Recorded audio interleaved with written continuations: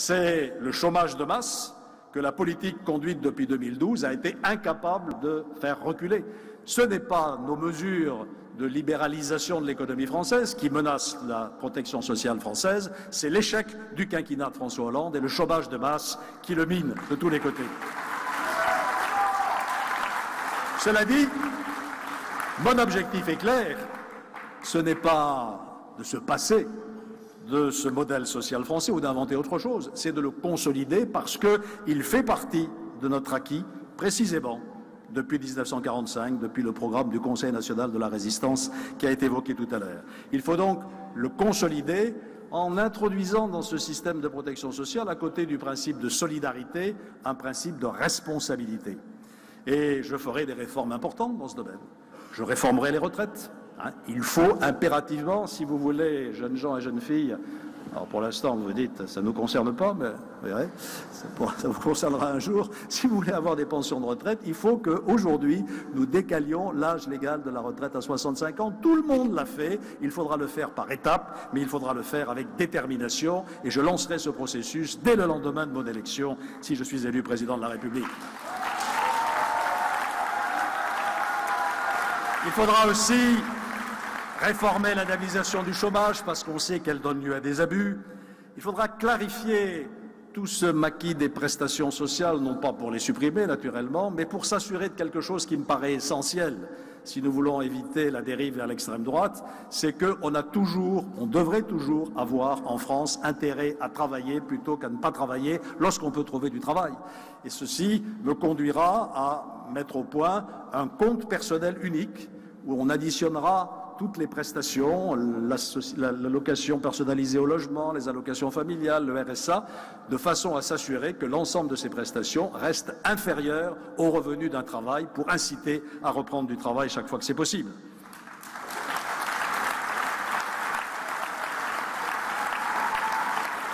Et puis il y a l'assurance maladie. La santé, c'est ce que nous avons de plus précieux. On peut essayer de hiérarchiser tout ce qui nous préoccupe dans nos têtes, etc. Mais finalement, le plus important, c'est la santé.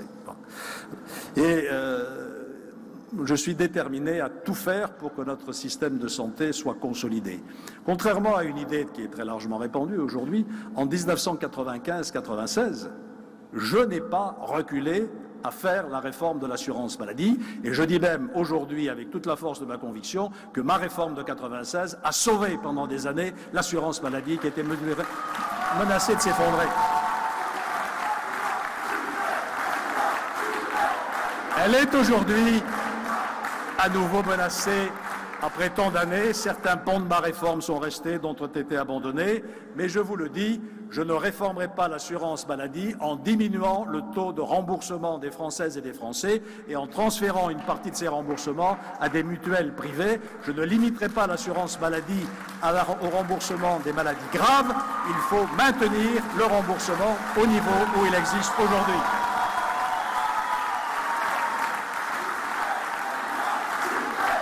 Et il y aura d'autres moyens de rétablir l'équilibre des comptes. On sait que la gestion des caisses de sécurité sociale ou d'assurance maladie peut être améliorée. On sait qu'il faut lutter contre certains abus. Je lutterai en particulier contre les abus à l'aide médicale d'État, je l'ai dit depuis longtemps. L'aide médicale d'État, c'est-à-dire soigner gratuitement les étrangers en situation irrégulière qui sont présents en France. Oui, quand il y a une urgence absolue. Non, quand c'est une opération programmée qu'on aurait pu faire chez soi. Il faudra là aussi, chez soi, c'est-à-dire dans son pays d'origine, vous m'avez compris, il faudra là aussi remettre de l'ordre dans la haine. Il faudra aussi travailler avec les médecins. Je crois avoir rétabli avec les médecins un lien de confiance. C'était un peu distendu il y a quelques années parce qu'on s'est bien expliqué la pertinence des soins. Quels sont les soins qui sont effectivement pertinents et ceux qu'on pourrait éviter pour faire des économies. Et puis il faudra moderniser notre système de santé. Il y a encore beaucoup de progrès à faire dans ce qu'on appelle la chirurgie ambulatoire. On vous opère le matin, vous rentrez chez vous l'après-midi. C'est bon pour le patient parce qu'il est mieux chez lui, grâce au secours en plus de la télémédecine. Et c'est meilleur pour l'hôpital parce que ça coûte évidemment moins cher. Donc vous voyez qu'il y a des moyens de rééquilibrer l'assurance maladie sans pour autant demander aux Français de payer plus et en particulier aux plus modestes et aux classes moyennes.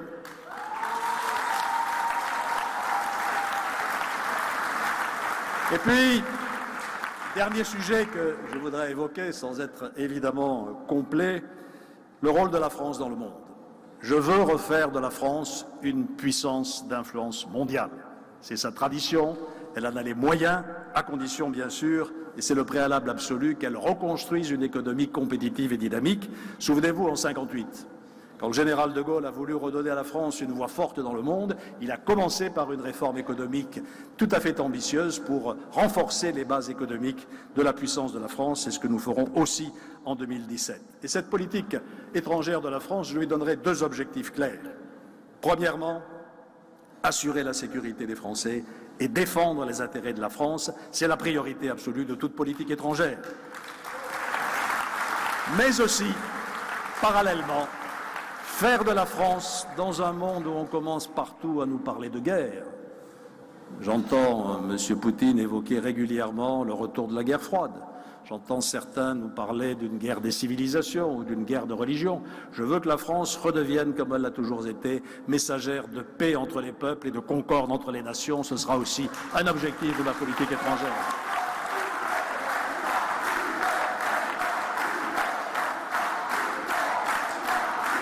Nous ne le ferons pas tout seuls. Et je regrette beaucoup que dans cette campagne, on n'ait pas pu véritablement parler de l'avenir de l'Europe.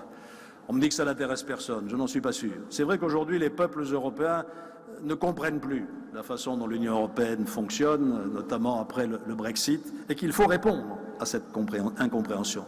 Il faut inventer une nouvelle Europe. Mais je vous dis ma conviction absolue, si dans ce monde extrêmement turbulent et dangereux où nous sommes, nous nous séparons les uns des autres, eh bien ça se terminera mal. Il faut rester ensemble pour affronter les défis du XXIe siècle. Rester ensemble, ça veut dire donner à l'Europe des vraies frontières stables et contrôlées. Stables, c'est-à-dire stop à de nouveaux élargissements. La Turquie n'a évidemment pas sa place comme État membre de l'Union européenne, pour toute série de raisons. Et puis des frontières contrôlées. On fait quelques petits progrès en ce moment. On avait une agence qui s'appelait Frontex qui était incapable de contrôler les frontières extérieures. On commence à lui donner des moyens nouveaux. Il faudra aller beaucoup plus loin dans ce sens pour que ce contrôle soit efficace et que nous ne soyons pas obligés, in fine, de remettre des frontières définitives entre la France et l'Allemagne. Vous voyez la régression historique que cela représenterait par rapport à ce que nous avons vécu au siècle dernier. Il faut en second lieu renforcer ce qui est fort. Et je voudrais vous rendre attentif à cela. L'euro nous protège. L'euro nous a protégés de toutes les turbulences qui peuvent se produire sur les marchés des monnaies. Et donc il faut renforcer la zone euro en allant plus loin dans l'harmonisation fiscale et en définissant un socle de droits sociaux qui deviendra peu à peu commun entre les pays de la zone euro. Il faut aussi redéfinir les règles du jeu entre Bruxelles et les États et les capitales nationales. Bruxelles doit légiférer moins, sortir moins de normes, et les États doivent reprendre toute la part de décision qui leur revient. Il faudra aussi que l'Europe lance des politiques structurantes dans des domaines comme celui de l'énergie, comme celui du numérique. Et puis enfin, il faudra bien se poser une question centrale. Qu'est-ce qui nous unit? Qu'est-ce qui nous rassemble, Européens? Est-ce que nous avons quelque chose en commun? Parce que si on n'a rien en commun, effectivement, il vaut mieux se séparer. Et c'est pour ça que je voudrais poser cette question. Qu'est-ce que c'est qu'aujourd'hui le bien commun européen? Qu'est-ce que c'est que la civilisation européenne? Je crois qu'il y a une civilisation européenne. Quand on est à Shanghai, on n'est pas en Europe. Quand on est à Lagos ou à Johannesburg, on n'est pas en Europe. Et je ne dis pas ça par mépris pour les autres, je dis que c'est simplement différent. Quand on est au fin fond de l'Amérique de M. Trump, je ne suis pas sûr qu'on soit tout à fait en Europe. Donc nous avons un bien commun, un certain nombre de valeurs, un héritage historique, un attachement à la démocratie. C'est cela qu'il faut faire apparaître. Et plutôt que de faire un traité, je voudrais qu'ensemble nous élaborions une sorte de déclaration solennelle des peuples européens et que cette déclaration, on la soumette le moment venu au référendum de tous les peuples européens.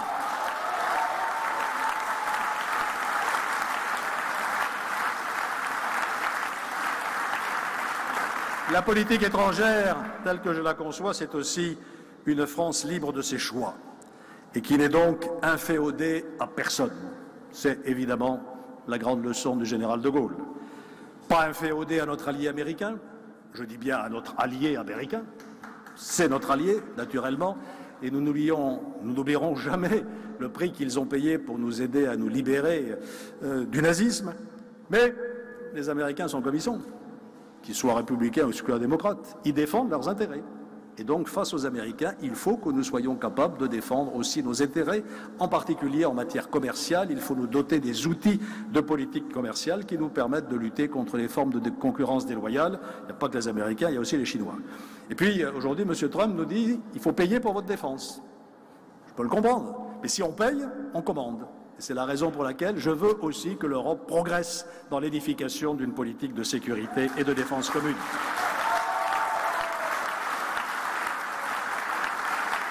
J'ai dit une France inféodée à personne. Alors après, il y a la Russie, notre partenaire russe. Je dis bien partenaire, parce que c'est un grand pays, c'est un voisin. Nous avons sur bien des points une histoire commune. Quand on regarde la Russie au XIXe siècle, à la cour des tsars, on parlait français. Il y a aussi des liens entre nous très puissants. Pas question de s'antagoniser avec la Russie. Il faudra parler avec M. Poutine. J'ai été un peu surpris de l'entendre exprimer sa préférence pour la primaire de la droite. Je ne sais pas s'il viendra voter dimanche prochain. Enfin voilà, c'est un peu nouveau. Voilà. Donc il faudra parler avec lui.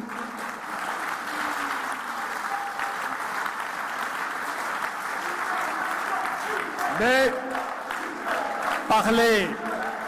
parler avec quelqu'un avec qui on veut naturellement faire des choses en commun, ça ne consiste pas à dire oui, oui. Il faut savoir dire des vérités. Moi, j'ai 3 vérités à dire en particulier. Premièrement, on n'annexe pas le territoire d'un pays voisin comme la Crimée au mépris des lois internationales. Et qu'on ne vienne pas me dire qu'on a fait pareil au Kosovo. Ça n'a strictement rien à voir. Au Kosovo, il y a une intervention des Nations Unies et un mandat international. Ensuite, sur l'Ukraine, il y a un accord qui a été conclu pour essayer de réconcilier toutes les parties ukrainiennes. Ça s'appelle l'accord de Minsk. Eh bien, je dirais à M. Poutine, certes, Kiev ne joue pas, c'est la capitale de l'Ukraine, vous le savez, tout à fait le jeu, mais vous continuez à attiser les choses en aidant les séparatistes ukrainiens. Il faut arrêter, et dès que l'Ukraine aura retrouvé sa stabilité, alors nous lèverons les sanctions, bien entendu. Et puis sur le Proche-Orient, je dirais à M. Poutine, nous partageons la même priorité, écraser l'État islamique. Et nous sommes décidés à participer à la coalition internationale qui l'écrasera.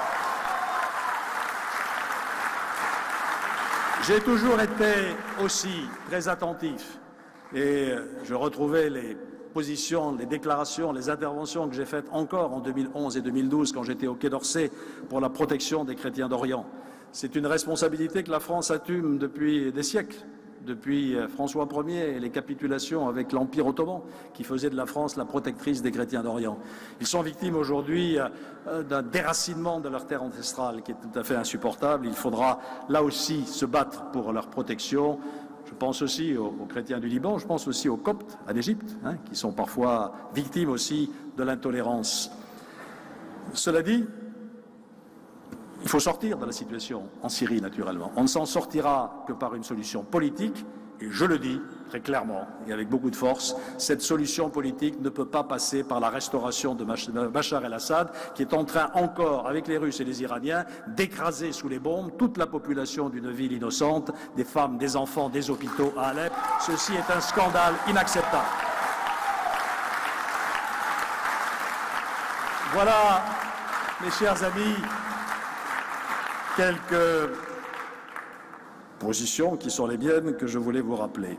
Mais au-delà de ces choix techniques, de ces choix programmatiques, entre guillemets, on voit bien qu'aujourd'hui se dessinent 2 visions différentes de la réforme. L'une qui est qualifiée parfois, et surtout qu'on n'y voit pas une attaque personnelle, d'hyper-libérale, qui risque, par sa brutalité, de disloquer le corps social.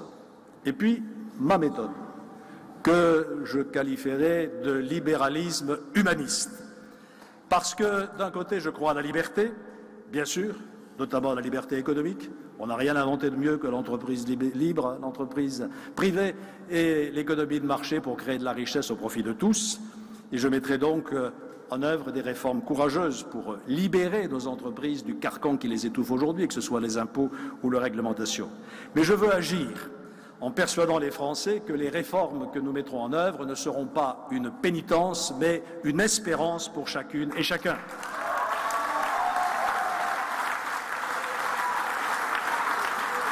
Espérance d'une amélioration dans la vie quotidienne. Pour vous, les retraités qui touchaient des pensions très modestes, et si je veux réformer les régimes de retraite, décaler l'âge légal de départ à la retraite, c'est pour dégager une masse de manœuvre suffisante pour augmenter les petites retraites qui sont aujourd'hui à un niveau tout à fait insuffisant. Je pense aussi à celle des agriculteurs et je rétablirai la demi-part pour les veufs, les veuves et les personnes seules qui ont élevé un enfant. Espérance pour vous aussi, les jeunes qui êtes au chômage. Un des fléaux qui minent la société française, c'est ces 24% de jeunes de moins de 25 ans qui sont au chômage et parfois dans certains secteurs 50%. Comment voulez-vous qu'une jeunesse ait confiance en l'avenir lorsqu'elle est dans une telle situation? Et donc je dis aux jeunes, si je veux zéro charge sur le SMIC, c'est pour vous permettre d'être recrutés quand vous n'êtes pas encore tout à fait suffisamment formés et débloquer l'embauche dans les entreprises. Et je lancerai un grand plan apprentissage qui vous donnera une chance supplémentaire de vous insérer dans la vie du travail.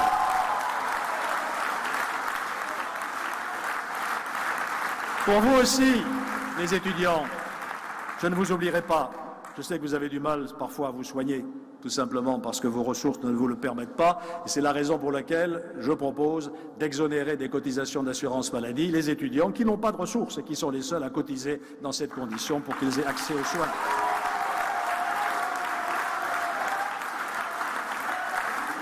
Vous aussi, les artisans, les commerçants, les travailleurs indépendants, je ne vous oublierai pas. Je sais que le RSI ne marche pas bien, qu'il faut le rétablir en luttant contre les dysfonctionnements. Et pour y faciliter cette réforme, je propose d'alléger de 2 milliards les cotisations sociales des travailleurs indépendants. Vous aussi, agriculteurs, que j'ai rencontrés si souvent pendant cette campagne, dans vos exploitations, ou alors avec vos organisations professionnelles, je ne vous oublierai pas. Et vous savez, le plan agriculture que j'ai mis au point et que, sauf si vous me le demandez instamment, je ne vais pas développer dans les minutes qui suivent. Mais il est absolument important de redonner confiance à l'agriculture française, qui est une chance formidable pour notre pays. Elle a été la première d'Europe, elle n'est plus que la 3e ou la 4e. Il faut redonner à l'agriculture française toutes ses chances, en allégeant ses charges, en allégeant les normes invraisemblable. Juste quand même une petite parenthèse. Vous savez que parfois, dans une exploitation agricole, on a intérêt à faire une centrale de méthanisation pour produire du biogaz à partir des différents déchets que génère l'exploitation agricole. Eh bien, savez-vous combien de temps il faut pour faire une centrale de méthanisation en France et combien de temps il faut en Allemagne? En France, c'est 3 à 5 ans. En Allemagne, c'est 6 mois. Et qu'on ne vienne pas me dire que c'est la faute de l'Europe, parce que c'est le même Bruxelles. C'est donc la faute de la réglementation française qu'il va falloir drastiquement simplifier.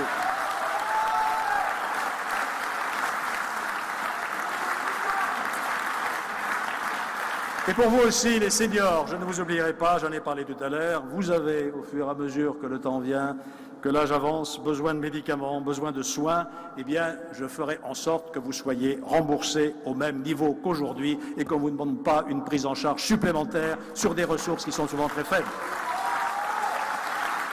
Oui, pour moi, il n'y a pas de libéralisme sans justice, c'est ce que j'appelle mon libéralisme humaniste. Cette espérance, je veux aussi la faire lever pour la France.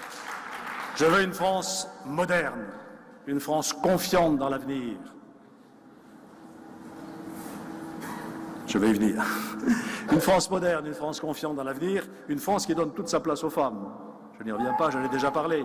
Mais une France aussi qui invente avec vous, les jeunes, notamment une autre façon de vivre. Il va falloir changer nos façons de vivre. On n'a pas assez parlé dans cette campagne, et mea culpa, même si j'ai publié des textes là-dessus, du développement durable.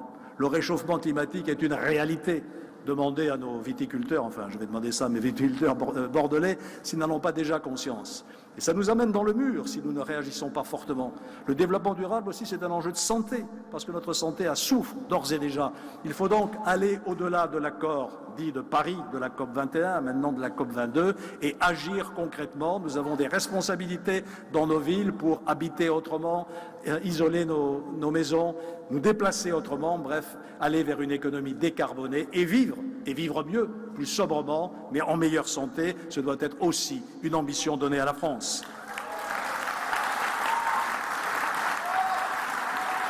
Et puis, Une France confiante dans l'avenir, c'est une France qui aborde cette révolution numérique sur laquelle Nathalie Kosciusko-Morizet aurait tant de choses à dire.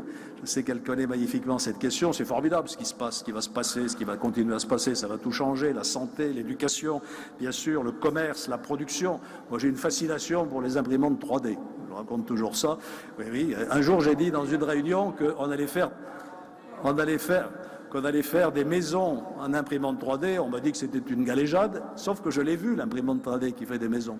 Elle existe, elle est dans la serre numérique de Valenciennes, et aujourd'hui on sait faire en un jour ou 2 jours une maison. Donc vous voyez la révolution que ceci nous amène. Il ne faut pas en avoir peur, mais il faut faire attention. Il faut prendre des précautions. Et ça pose 2 problèmes notamment, parmi d'autres, 3. D'abord la sécurité, cybersécurité, on est vulnérable aux attaques dans ce cyberespace. Deuxièmement, le travail. Que va devenir le travail demain? Quelles sont les conséquences sur le marché de l'emploi? Je ne veux pas allonger la sauce, mais je lisais récemment un papier d'un grand esprit américain, M. Elon Musk, qui disait mais l'emploi va disparaître et donc il va falloir donner à tous les humains un revenu universel de base pour qu'ils puissent vivre. Moi, je veux bien réfléchir au revenu universel de base, pourquoi pas. Mais je ne veux pas d'un monde où quelques-uns, les ingénieurs, les scientifiques, les grands chercheurs, vivraient de leur travail et les autres d'une allocation publique. Il va falloir inventer un autre marché du travail avec d'autres formes d'activité pour que chacun puisse vivre de son activité et pas de la finance publique. Et puis, une dernière précaution à prendre face à cette grande révolution numérique, il va falloir mettre des garde-fous éthiques aussi. Parce que les scientifiques sont formidables, ils vont jusqu'au bout de leur recherche. Nanotechnologie, biotechnologie, intelligence artificielle. J'ai vu, Nathalie, tu me corrigeras si je dis une bêtise, que maintenant il y a 2 ordinateurs qui se sont mis à se parler ensemble sans que les opérateurs humains ne comprennent ce qu'ils se disent entre eux. Donc faisons attention que ça ne nous échappe pas. Et donc il va falloir mettre aussi, y compris sur le plan de l'humanité augmentée, du transhumanisme, on va nous augmenter, on va devenir plus grand, plus beau, plus intelligent, plus fort. Attention, des règles éthiques là aussi pour bien maîtriser cette révolution numérique. Voilà, je voudrais vous parler de ça parce que c'est l'avenir. C'est l'avenir. Il faut que nous y pensions aujourd'hui et que nous nous préparions à l'assumer. Je veux enfin une France réconciliée. Je l'ai dit, je crois, l'autre soir, au terme de cette campagne qui m'a apporté tant de choses, tant de contacts, tant de soutien, tant de moments chaleureux, rarement de moments désagréables d'ailleurs. C'est curieux, hein? Je ne me suis jamais fait engueuler dans aucune rue, dans aucun village, dans aucune ville.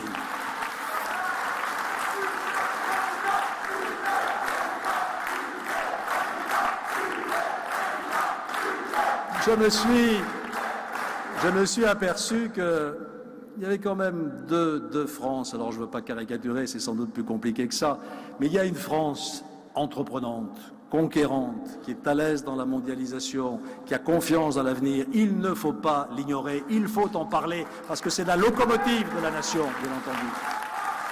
Et puis il y a une France qui est malheureuse, une France qui souffre, une France qui se sent décrochée, une France de ces jeunes au chômage ou de ces personnes âgées qui vivent un peu dans la précarité ou la pauvreté. Nous avons en France un taux de pauvreté de 13 à 14% de la population totale.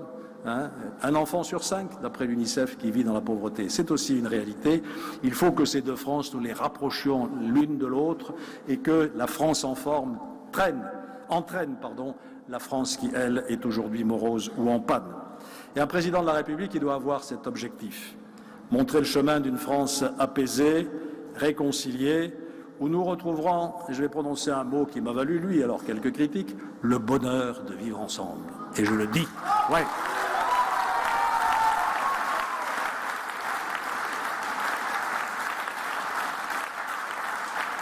Vous savez qu'elle a toujours été et qu'elle est plus que jamais aujourd'hui mon rêve pour la France, le rêve d'un pays heureux et fier de son identité. La réalité de la France, la réalité d'hier, la réalité d'aujourd'hui, la réalité de demain, c'est sa diversité. Nous n'avons pas tous les mêmes origines, nous n'avons pas tous la même couleur de peau, nous n'avons pas tous la même religion quand nous en avons une, nous n'avons pas tous les mêmes orientations sexuelles. Et tout ceci, nous n'avons pas tous les mêmes idées politiques. Et tout ceci fait notre richesse et notre force. Et il ne faut pas le nier. Je vous ai dit que j'avais sillonné toutes les parties de la France. Eh bien, un Corse, c'est pas un Breton. Voilà. Et peut-être qu'un Lorrain, c'est pas un Béarnais. Je ne ne sais pas, il faut voir. Une chose qui m'intéresse, moi je suis tout à fait hostile à ce qu'il y ait plusieurs langues officielles en France.